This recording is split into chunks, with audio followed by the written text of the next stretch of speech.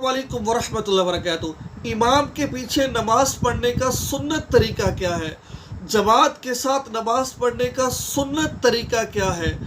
एक एक चीज़ आपको समझाने की कोशिश करूँगा मैं इंशाअल्लाह। इस वीडियो के अंदर आप इमाम के पीछे नमाज पढ़ने का तरीका मुकम्मल सीखेंगे इंशाअल्लाह। और बहुत सारी ऐसी बातें होंगी जिनको आप नहीं जानते।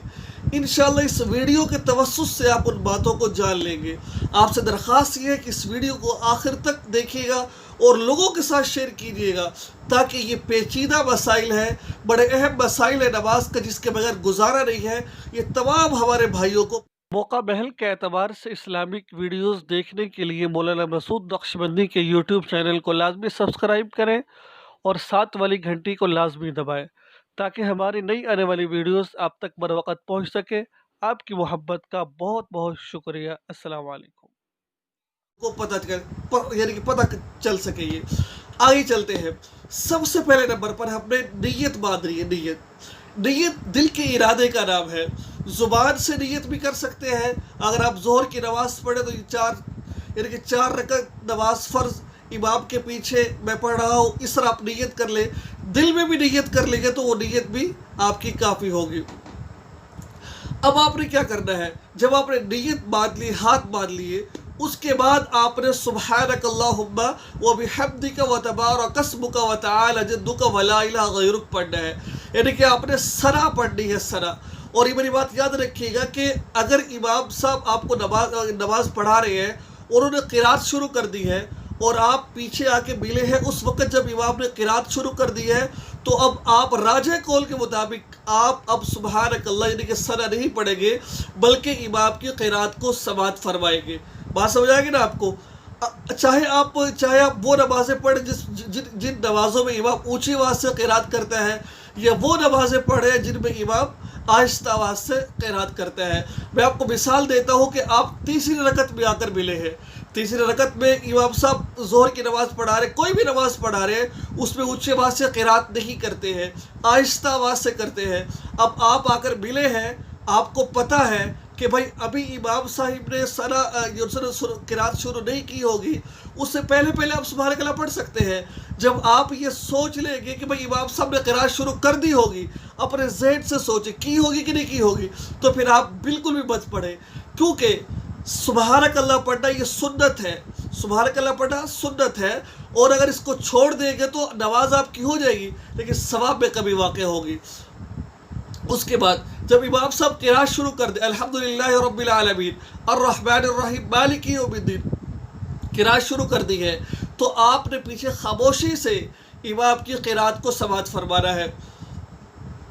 चाहे वो नमाज जो ज़ोहर की नमाज हो, चाहे वो ईशा की नमाज हो, चाहे मगरिब की नमाज हो, कोई भी नमाज हो, इमाम के पीछे कुछ भी नहीं पढ़ना। हमने इमाम के पीछे हमने खामोशी के साथ खड़े रहना है, यानी कि पीछे खड़े रहना है, ठीक है। उसके बाद इस पर आगे दलाइल मेरे पास बहुत ज़्यादा है। मैं इस तरह का दलील देना चाहूँ तो एक पहाड़ आपके सामने ला के रख दूँगा मैं। बहरहाल वक़्त मेरे पास इतना नहीं है, मैं मुख्तसर सी बात आपको समझा रहा हूँ। मैं आगे चलते हैं। इमाम साहब ने रुकू के अल्लाह अकबर कहा, ये मेरी बात याद रखिएगा। जब इमाम साहब तकबीर कहे, अल्लाह अकबर कह के रुकू में गए हैं, तो आपको भी अल्लाह अकबर कह के जाना पड़ेगा। अक्सर लोग तकबीर नहीं कहते, वो कहते जब इमाम साहब ने कह दी तो काफ़ी है। नहीं मेरे भाई दोस्तों, इमाम साहब ने भी अल्लाह अकबर कहना, आपने भी अल्लाह अकबर कहना है। आप भी अल्लाह अकबर कह के जोर से रुकू में जाएगी, इमाम साहब ने भी कहना है।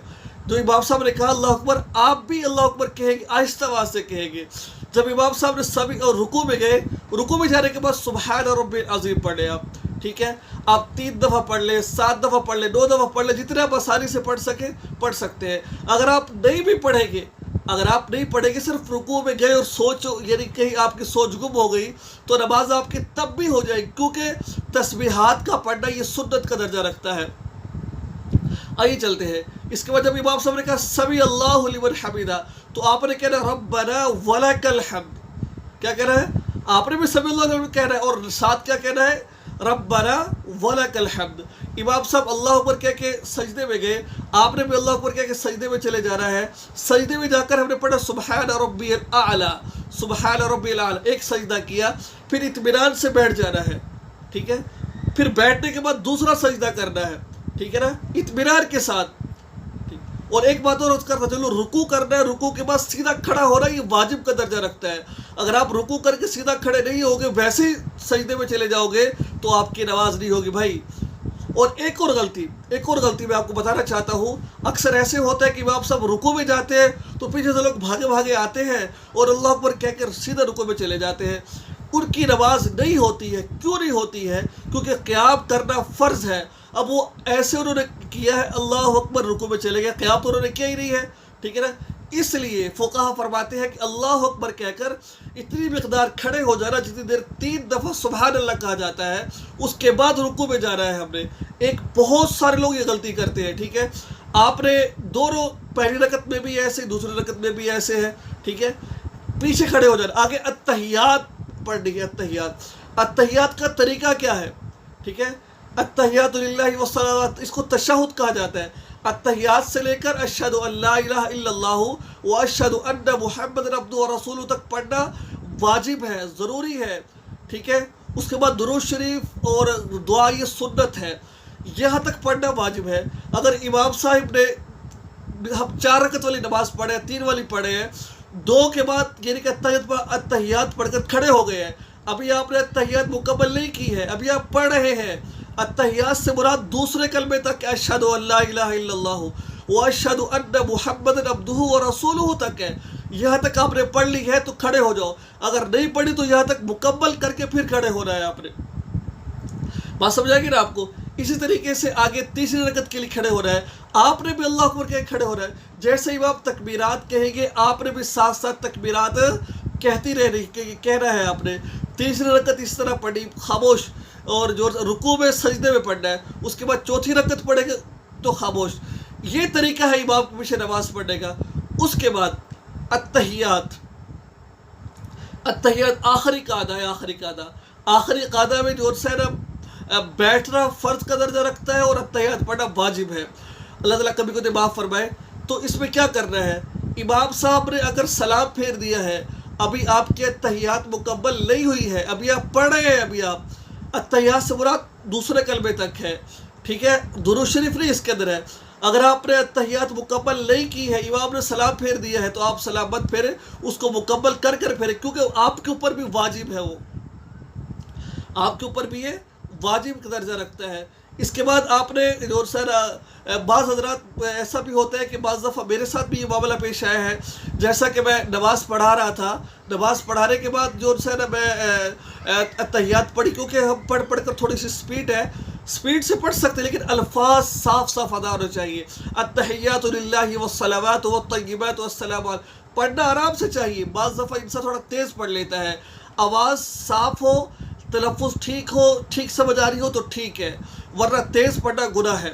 ٹھیک ہے نا، آپ نے پڑھی ہے، دوسرے کلمے تک پڑھ لی، میں نے مکمل ربی جعلنی پڑھ لی میں نے، تو مجھے ایک بابا جی کہتے ہیں کہ آپ نے تحیات جلدی پڑھ لی ہے، ابھی میری مکمل نہیں ہوئی تھی. تو میں نے ان کو بات سمجھائی کہ بھائی اگر آپ نے التحیات دوسرے کلمے تک مکمل کر لی ہے تو آپ سلام پھیر دو. اگر آپ نے درود شریف نہیں پڑھی، ربی جعلنی نہیں پڑھی، کوئی بات نہیں ہے، یہ سنت ہے، سلام پھیر دو.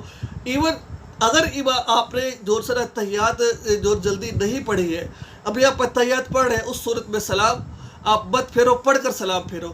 یہ تھی امام کے پیچھے نماز پڑھنے کی ترتیب. چاہے آپ فجر کی نماز پڑھے ہیں، ظہر کی نماز پڑھے ہیں، کوئی بھی آپ نماز پڑھے، اس کی ترتیب آپ نے اس طرح نماز ادا کرنی ہے.